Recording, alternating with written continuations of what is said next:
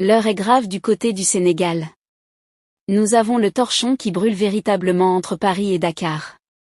En effet, les ambitions du Sénégal de Bassirou Diomaye Faye dans la conquête de l'or et du pétrole se heurtent malheureusement à une mauvaise volonté de la France qui refuse de partager des données essentielles avec Dakar. Dans la course mondiale aux minéraux, le Sénégal, dont le sous-sol recèle une grande variété de minéraux, à savoir l'or, phosphate, fer et zinc, vendra au plus offrant, dit en substance Birame Souleye Diop, ministre de l'énergie et du pétrole ainsi que des mines. Il affirme clairement que, je cite, « Je ne voudrais pas me limiter à l'Europe. Il faut tirer des bénéfices partout dans le monde.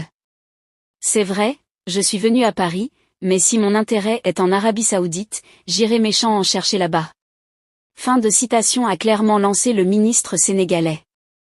Les pays africains producteurs de minéraux doivent accélérer ensemble pour transformer sur place, dit le ministre. C'est une question de souveraineté. Tant qu'on ne prend pas la décision de transformer, on ne fait pas de transfert de compétences. Est-ce que vous savez que la France connaît mieux le cadastre minier du Sénégal que le Sénégal lui-même? Ils ont les données encore et ils ne les ont pas partagées avec moi. De quelle générosité parle-t-on?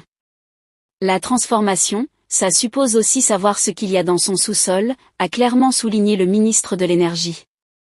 Le rééquilibrage via la renégociation de certains accords miniers réaffirmés. Ce n'est pas sans risque, mais c'est loin d'être impossible pour Thierry Vieux, chercheur associé à l'Institut français des relations internationales, à partir du moment où c'est l'État qui est souverain sur un certain nombre de ressources naturelles.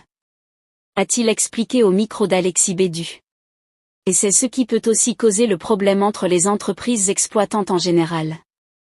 Les entreprises, après avoir dit non, on ne peut pas renégocier, viennent à table des négociations et on renégocie. En face, à la crainte industrielle, le ministre des Mines du Sénégal insiste sur le point de la stabilité politique de son pays, et réclame à la France clairement plusieurs données qui devraient en ce moment être partagées afin que le Sénégal puisse être autonome et indépendant.